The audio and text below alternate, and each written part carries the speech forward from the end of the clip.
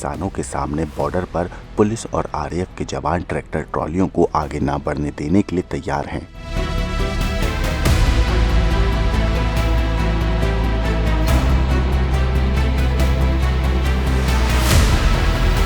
जब पंजाब की सीमा में खड़े प्रदर्शनकारी किसानों पर ड्रोन तक से आंसू गैस का गोला छोड़ दिया जाता है, तब किसानों ने एक नहीं बल्कि आधा दर्जन से ज्यादा तरीकों से ऐसी तैयारियां कर रखी हैं जिसे देखकर आपको समझना है कि अगर 10वें दिन भी बातचीत से समाधान नहीं निकला तो क्या किसान दिल्ली तक पहुंच जाएंगे।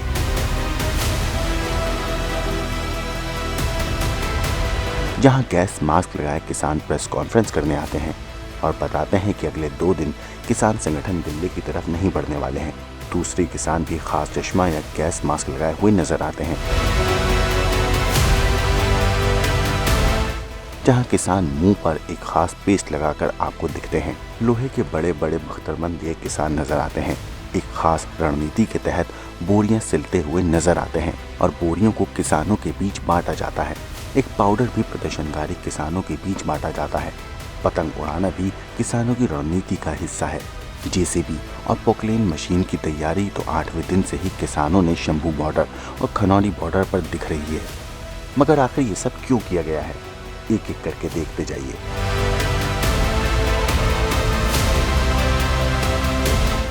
इसलिए इस वीडियो को ध्यान से देखिए, जिसमें आंसू गैस का गोला गिरते ही किसान बोरी लेकर भागता है और उसी जगह डाल देता है। तभी एक और गोला गिरता है। इस बार भी प्रदर्शनकारी यही करते हैं। ऐसा इसलिए ताकि आंसू गैस का गोला जहां गिरे वहां से निकलते धुएं को तुरंत रोका जा सके। ऐसे ही आंसू गैस के गोले से बचने के लिए 2 और तरीके दिखते हैं। पहला तरीका है टूथपेस्ट पाउडर को अपने चेहरे पर लगाना और दूसरा तरीका स्पेशल गैस मास्क और चश्मे पहनकर प्रदर्शन में हिस्सा लेना।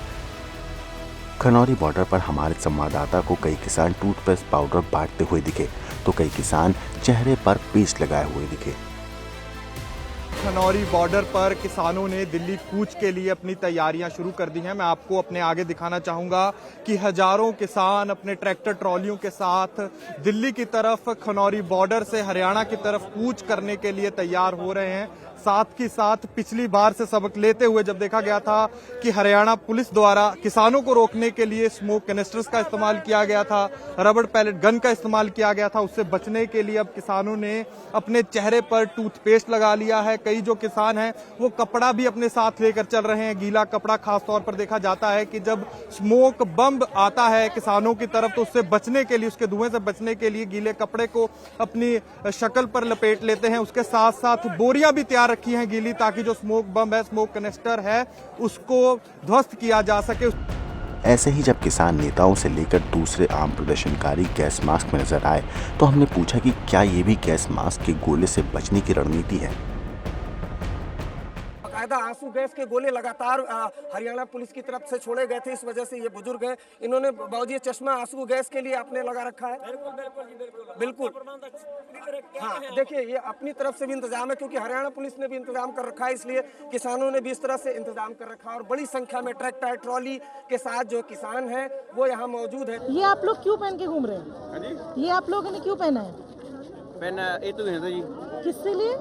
जो धुआं नहीं है बम का, हाँ। उससे गैस आंसू गैस से बचने के लिए। हाँ जी, हाँ जी। अच्छा, इस तरीके से ये भी तैयारी है कि जरा बताइए ये कि क्या काम आएगा?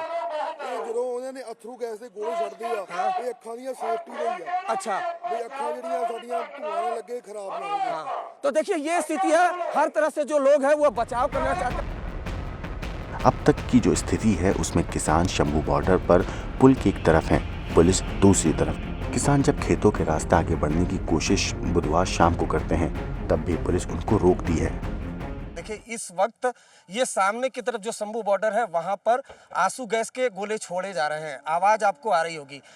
जो पुलिया है, जो हाईवे है मेन, उस पर किसान मौजूद है। नीचे खेत की तरफ किसान मौजूद हैं। 2 पोकलैन जो मशीन है वो दरअसल हरियाणा पुलिस ने मंगवाई हुई है। उस पुलिया पर हरियाणा पुलिस के जवान बीते कई दिनों से डटे हुए हैं लगातार। जाहिर सी बात है, एक तरफ उनको किसानों को समझाना भी है, दूसरी तरफ ये कोशिश करना है कि किसान हरियाणा बॉर्डर को क्रॉस न कर पाए क्योंकि उनको सख्त ऑर्डर है। और इन सब के बीच अगर देखिए तो लगातार जो आंसू गैस के गोले हैं वो छोड़े जा रहे हैं। इसी दौरान शंभू बॉर्डर पर ट्रैक्टर ट्रॉलियों पर कई सारी बालू से भरी बोरियां दिखती हैं। इन बोरियों का प्रयोग किसान नदी के रास्ते को पार करने के लिए कर सकते हैं।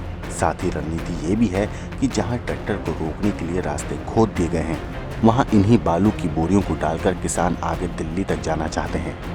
देखिए ये जो बाकायदा ट्रैक्टर में आपको दिख रहा है, ये बालू के वो बोरे हैं जिसके सहारे किसान जो नदी है उसको पार करने की भी कोशिश करेंगे।